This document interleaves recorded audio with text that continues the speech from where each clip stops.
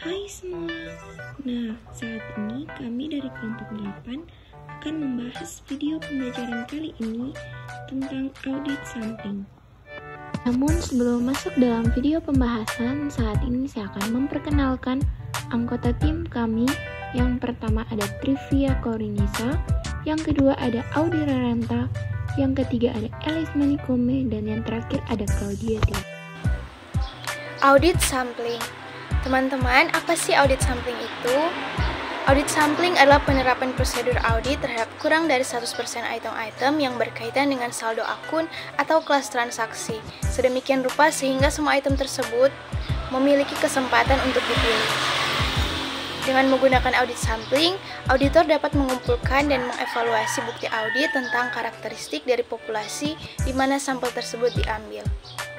Audit sampling dapat menggunakan pendekatan statistik dan pendekatan non-statistik. Dalam pengertian yang lebih umum, sampling adalah pemeriksaan atas sedikit item yang diambil dari data yang banyak untuk mendapatkan gambaran mengenai karakteristik dari data yang banyak tersebut secara keseluruhan. Pentingnya audit sampling yang menyebabkan teknik ini diterima sebagai teknik audit adalah dalam lingkungan usaha modern adalah hal yang tidak ekonomis dan tidak praktis untuk memeriksa rincian dari setiap transaksi dan saldo akun. Menguji sampel transaksi adalah lebih cepat dan lebih murah bila dibandingkan dengan menguji keseluruhan populasi. Auditor diminta untuk memberikan opini tentang kebenaran dan kewajaran dari laporan keuangan. Auditor tidak disyaratkan untuk mendapatkan keyakinan pasti atau mengetahui jumlah dalam laporan keuangan benar secara absolut. Karena itu, tugas auditor dapat dilakukan dengan menguji sampel dari bukti audit tanpa harus menguji seluruh bukti audit tersebut. Walaupun menawarkan kemudahan-kemudahan seperti yang telah dijelaskan, auditor tetap harus memperhatikan hal-hal penting sebagai dampak penggunaan audit sampling. Teknik audit sampling juga memiliki risiko yang disebut dengan risiko sampling atau sampling risk. Risiko sampling adalah risiko karena kesimpulan yang diambil berdasarkan sampel berbeda dengan kesimpulan yang diambil berdasarkan keseluruhan populasi bila atas sampel dan populasi tersebut diterapkan prosedur audit yang sama. Dengan kata lain, risiko sampling adalah risiko di mana auditor mengambil kesimpulan yang salah tentang populasi karena sampel yang diperiksa tidak mewakili populasi tersebut.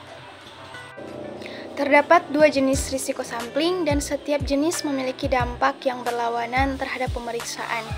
Kedua jenis risiko ini yaitu yang pertama, risiko di mana auditor menyimpulkan dalam pengujian pengendalian bahwa risiko pengendalian lebih rendah dari yang sebenarnya. Atau dalam pengujian substantif, di mana auditor menyimpulkan bahwa tidak ada kesalahan yang material, sementara yang sebenarnya adalah terdapat kesalahan yang material. Risiko jenis ini mempengaruhi efektivitas audit dan cenderung untuk membawa auditor pada opini yang keliru. Yang kedua, risiko di mana auditor menyimpulkan dalam pengujian pengendalian bahwa risiko pengendalian lebih tinggi dari yang sebenarnya. Atau dalam pengujian substantif di mana auditor menyimpulkan bahwa terdapat kesalahan yang material, sementara yang sebenarnya adalah tidak ada kesalahan yang material. Risiko jenis ini mempengaruhi efisiensi audit dan biasanya menyebabkan auditor untuk melakukan pekerjaan tambahan untuk menguji kembali kesimpulan awal.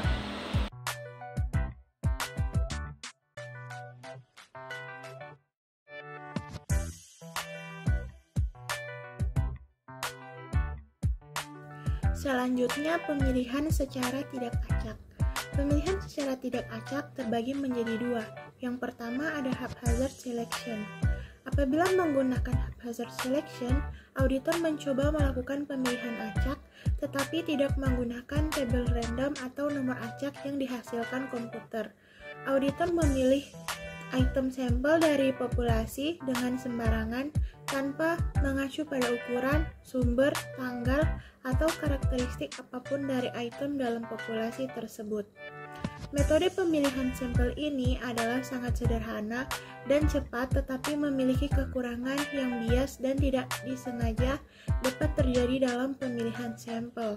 Item-item tertentu dalam populasi cenderung memiliki kesempatan yang lebih besar untuk dipilih dibanding dengan yang lainnya. Yang kedua ada judgmental sample selection.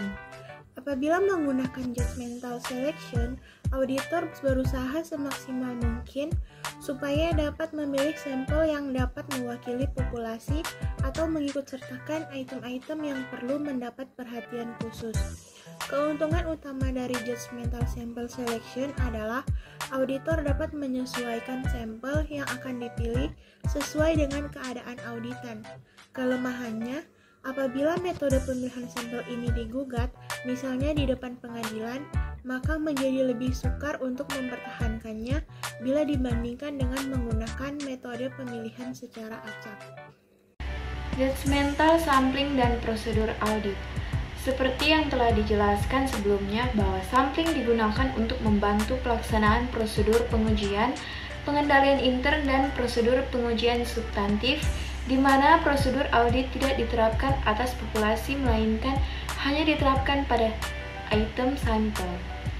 Hasil yang diperoleh dari penerapan prosedur audit dan atas item sampel kemudian digunakan untuk menarik kesimpulan mengenai populasi secara keseluruhan. Apabila judgmental sampling digunakan, proses sampling bersandar pada penilaian auditor. Langkah-langkah dalam proses ini adalah A. Ukuran atau jumlah sampel ditentukan berdasarkan penilaian. B. Sampel dipilih dengan menggunakan metode pemilihan acak atau pemilihan tidak acak. C. Sampel diperiksa atas karakteristik yang ingin diuji, yaitu ketaatan terhadap prosedur spesifik, pengendalian intern, atau validitas, kelengkapan, ketepatan jumlah moneter dari suatu kelas transaksi atau saldo akun. Hasil sampel digunakan untuk menarik kesimpulan mengenai populasi, dan berdasarkan hasil ini populasi dianggap dapat diterima atau tidak. Populasi diterima atau tidak, yaitu berdasarkan penilaian auditor menyimpulkan bahwa pengendalian yang diuji telah ditaati atau tidak, atau kelas transaksi dalam saldo akun bebas atau tidak dari saji material. Selanjutnya menindaklanjuti hasil sampling. Nah, tanpa mempertimbangkan teknik sampling yang digunakan, apakah judgmental sampling atau statistical sampling, auditor tidak hanya begitu saja bergantung pada metode sampling, yaitu aturan pengambilan keputusan untuk menerima atau tidak. Nah, sebagai contoh, apabila proyeksi tingkat deviasi atau kesalahan maksimum populasi dalam acceptance sampling lebih kecil dari tingkat deviasi atau kesalahan yang dapat diterima, tidak berarti secara otomatis auditor akan menerima bahwa prosedur pengendalian internal auditan berfungsi secara efektif selama periode pelaporan. Contoh kasus: kantor Dinas Pekerjaan Umum atau Dinas PU daerah X, nah, memiliki gudang perbekalan tempat menyimpan barang-barang persediaan untuk berbagai keperluan dalam rangka penyediaan sarana dan prasarana fisik. Faktor kunci pengendalian intern dari keluar masuknya barang dalam yang gudang tersebut terletak pada sistem pengendalian yang dilakukan oleh intern audit. Parameter sampling. Parameter yang ditetapkan oleh auditor adalah sebagai berikut. Pertama, auditor menghendaki tingkat keyakinan sebesar 90% bahwa dokumen yang tidak diproses sesuai dengan prosedur atau tingkat kesalahan tidak lebih dari 4% dari total dokumen yang ada dalam populasi. Selanjutnya, yang kedua, pada dokumen yang dijadikan sampel diharapkan tidak ditemukannya adanya kesalahan. Hal ini merupakan contoh penerapan atribut sampling, di mana setiap dokumen yang dijadikan sampel dilihat apakah telah sesuai atau tidak dengan standar yang telah ditetapkan. Selanjutnya, pengambilan sampel. Tujuan auditor adalah untuk memastikan bahwa kontrol terhadap keluar masuknya barang atau telah dilakukannya dengan baik. Untuk mencapai tujuan tersebut, auditor memeriksa nota penerimaan atau permintaan barang, lalu melihat apakah nota tersebut terdapat cap diterima atau terdapat coretan yang menandakan bahwa barang baru terkirim sebagian. Kemudian hasil yang dicapai. Setelah melakukan verifikasi terhadap nota yang dijadikan sampel, auditor menyimpulkan pekerjaannya sebagai berikut. Yang pertama, jumlah populasi sebesar 24.742 nota.